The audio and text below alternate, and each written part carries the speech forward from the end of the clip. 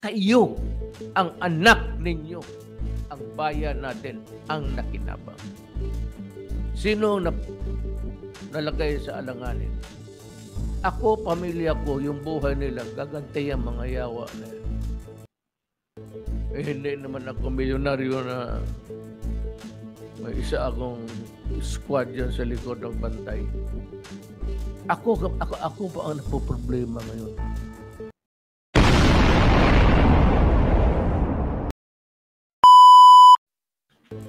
Droga. I'll take my time here. There was this drug bypass operation sa Holy Star. Alam mo kung bakit sinadya ko ito dito? It's because it's one of the largest. 1 billion something ito lahat. Yesterday. 1.4 billion. 1.48 billion po. Yun ang I'd like to commend the PNP, itong drug body, itong PDEA.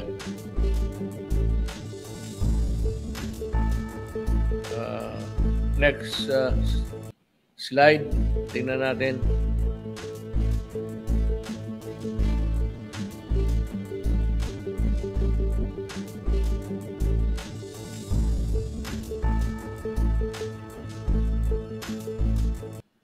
Wala na.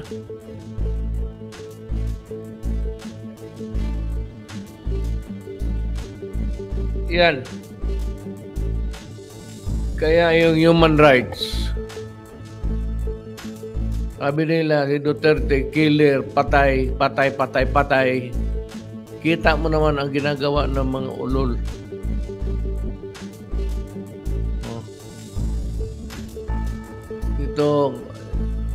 Iba ito ha.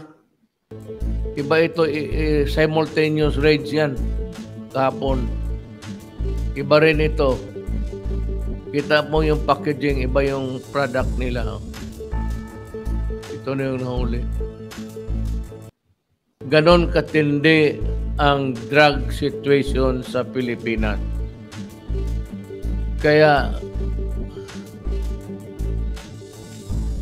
well, that explains my reason for my fumigation in public. Talagang galit ako sa ano. Yang ilang taong masira nito, ilang pamilya masira, mga bata na hindi na makapagtuloy ng aral. Rich or poor, ganun ang tama dito. Next slide. Ito, iba na naman. Ito ba yung packaging? Shabu yan ha. Pag binitawan yan sa buong Pilipinas, sa Maynila, ilang tao maging gunggong yan. You know what?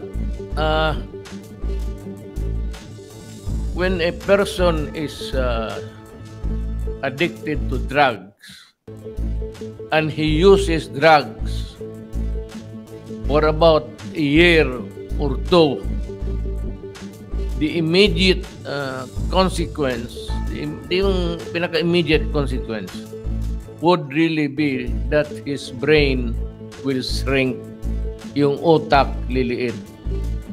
So if you have a son or daughter given to it drugs, tapos ganun ang gamit nila, the propensity to use the meth, they call it. Alam mo, may anak ka na, dalawa o isa, na wala na. He is no longer, well, at least is a human being, but wala na, robot na yan sa bahay. Nakataka na lang.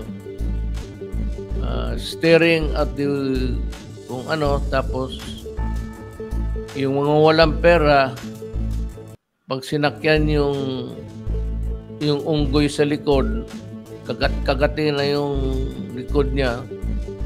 That's the time that he will, yun ang sinasabi na yung gusto na talaga niya ng droga maghanap.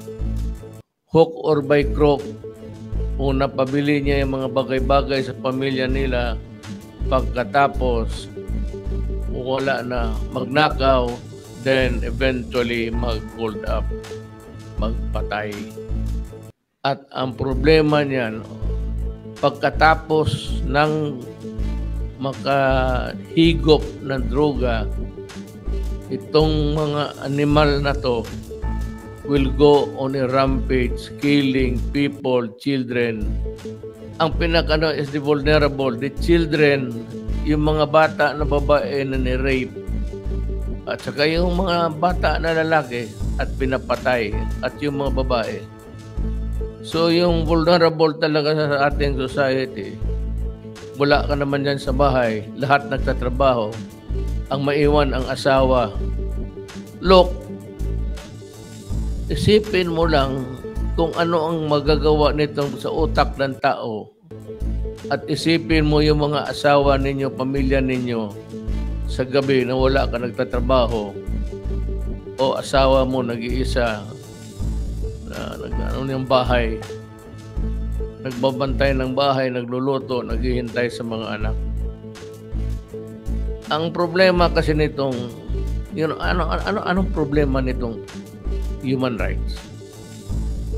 Ang tinitignan ng, ayaw kong, I do not want to magmura. I'd like to say something about itong State Department. Be careful. Be careful of what you are planning or doing there. Because you yourself, your country, is, hindi lang is guilty of also of so many violations of human rights. Kung ma-address ninyo yung mga historical, kagaya namin dito, yung historical injustice committed against the Moro people. Kaya nga kami nakikipag-ariglo. Tapos kami walang listahan sa mga kriminal. Walang pinapakita nitong mga ganito. Ano naman itong flashlight mo, hindi man ito dito. Mataas wala.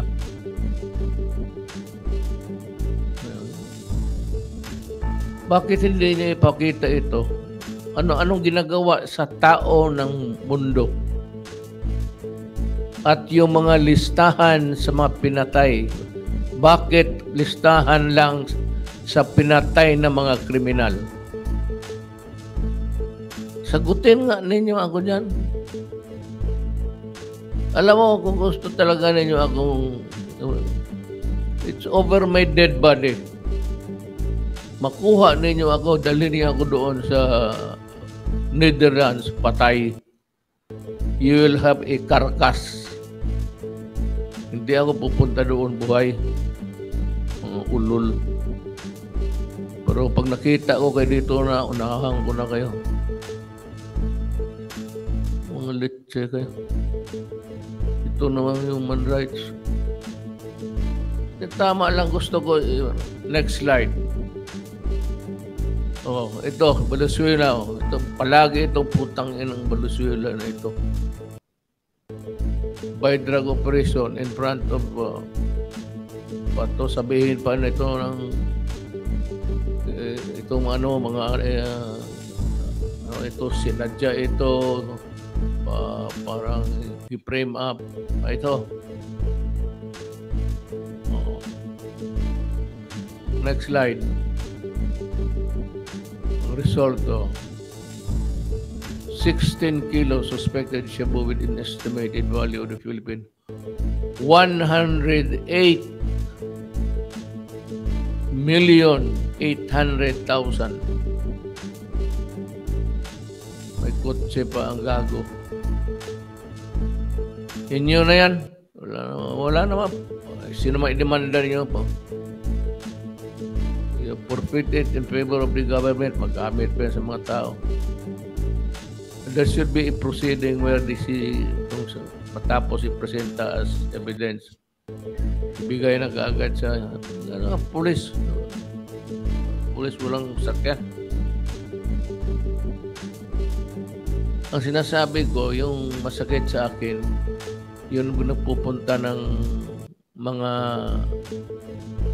ating mga kababayan na babae, both Muslims and Christians. And they go there doon sa mga foreign countries. And they are raped there.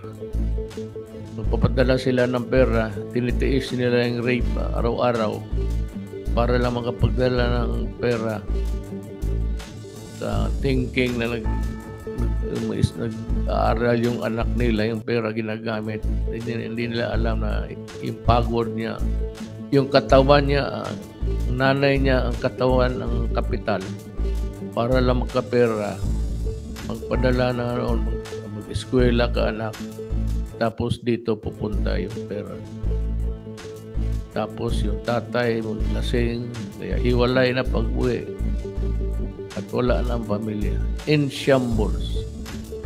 In dysfunctional na. So, next slide. Ayaw nyo na yan. After the forfeiture proceedings, tell the judge, bigay mo na sa amin yan. Magamit pa yan ng gobyerno. Next slide. Bulacan na naman. By Basan is resulting in the armed encounter. Ito, lumaban. Ito sabihin naman ng extrajudicial killing. Maraming participating, hindi natin banggitin, but primarily police yan, pati PDEA, pati military. Kasali ang dyan. Yan. Ayan AFP. You know why? Because Gloria raised the issue of drugs to the level of a national security. Pag national security issue, it is really now the work of the police and the military. Kasali ng military dyan. They cannot, make excuse of not participating because yung proclamation binds everybody to contribute to the national security. Next slide. Ito, naka-eskapo pa.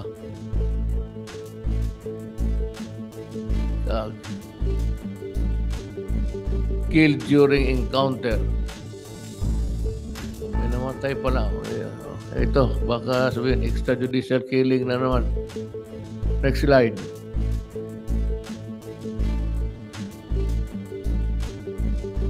$510 million.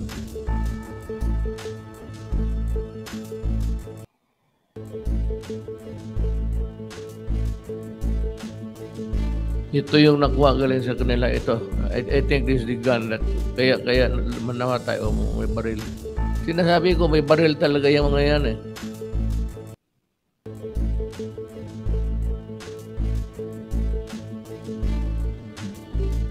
May mga identification cards pa.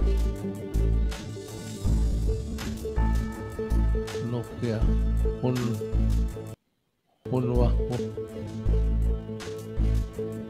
Bagong telepono yan. 75 kilograms. Ayan.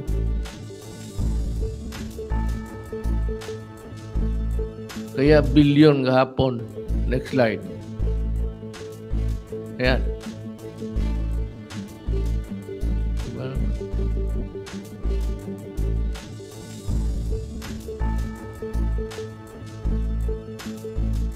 Yan lahat pinagbibili para sa Pilipinong gago. Alam mo, sa totoo lang, ang tingin ko sa tao na pumasok ng droga, ang IQ mo 14 lang. Kaya mga estudyante, yung mga binata, babae, lalaki, pati yung mga matatanda, bakit papasok ka sa bagay na sisirain ang ulo mo? Huwag ka na lang maghintay na yung utak mo talagang wala na. Parang isang munggo na lang. Next slide. Yan. Yan ang mangyari. Yan. Yan may... Tapos sabihin ninyo na ano. Yan. Yan, droga, oh. Pasok pa kayo. Kaya talaga mangyari sa inyo. Pasok kayo.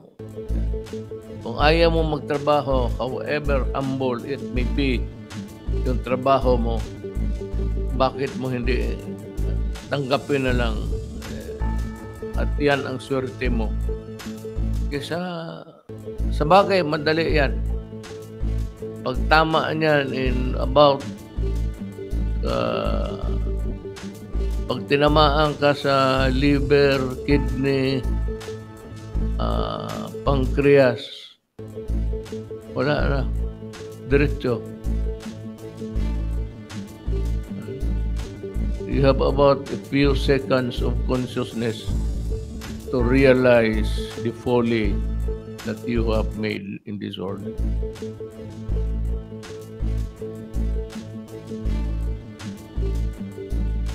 Yan, sinong gustong sumunod? To the team, both from the different agencies, police, PDEA, army, mga intelligence community, I'd like to commend you. Congratulations. Pakinggan niyo ako. Palagay na natin totoo yung sinabi. Papalagay na natin totoo yung sinabi ng human rights. Putang ina, sino nakinabang yan? Ako. Ako ang nakinabang. Pamilya ko.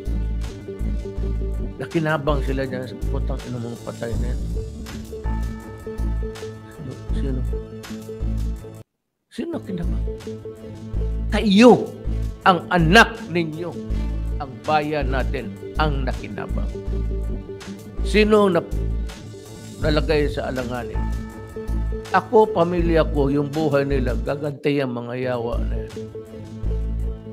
Eh, hindi naman ako milyonaryo na may isa akong squad dyan sa likod ng bantay. Ako pa ang napoproblema ngayon. Ako ang nakinabang, kayo ng Pilipino. Totoo.